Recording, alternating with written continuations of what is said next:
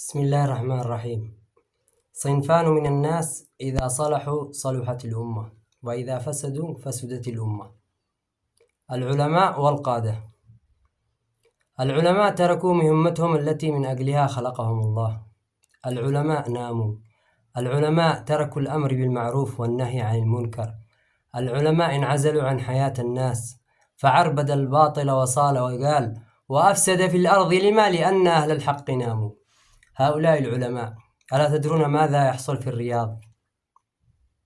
وأما القادة فقد كان أبو بكر الصديق رضي الله عنه كان قدوة حسنة، حكم المسلمين 30 شهرا، وعندما كان على فراش الموت يتقلب حسب كم أخذ مالا من بيت مال المسلمين خلال 30 شهرا، وعندما حسب المبلغ وجمعه رده كله إلى بيت المسلمين. لماذا؟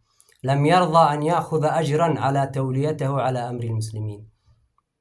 وأما أمير المؤمنين عمر الفاروق فقد كان يقول لأهله: اتقوا الله يا آل عمر، اتقوا الله، فإن الناس ينظرون إليكم كما ينظر الطير إلى اللحم.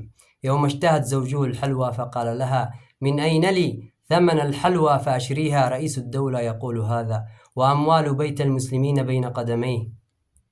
هذا هو عمر الذي قال: والذي بعث محمد بالحق، لو أن عنزا في العراق عثرت، عنزا حيوان دابة، لو أن عنزا في العراق عثرت لسألني الله لما لم تصلح لها الطريق يا عمر. فالسلام عليك أيها الفاروق.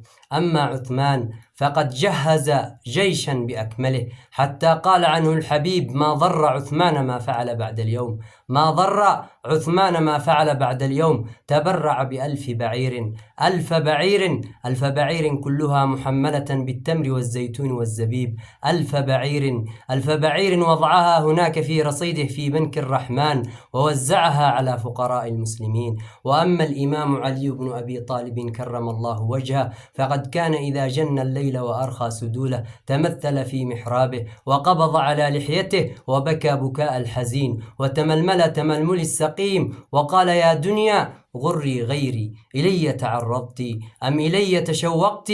هيهات هيهات، فقد طلقتك 3 لا رجعة بعدها أبدا، لا رجعة بعدها أبدا. فعمرك قصير وخطرك حقير، فآه من قلة الزاد، وآه من بعد السفر، وآه من وحشة الطريق. النفس تبكي على الدنيا وقد علمت أن السلامة منها ترك ما فيها. لا دار للمرء بعد الموت يسكنها إلا التي كان قبل الموت يبنيها، فإن بناها بخير طاب مسكنه، وإن بناها بشر خاب بانيها. اعمل لدار البقاء رضوان خازنها، الجار أحمد والرحمن بانيها، الجار أحمد والرحمن بانيها.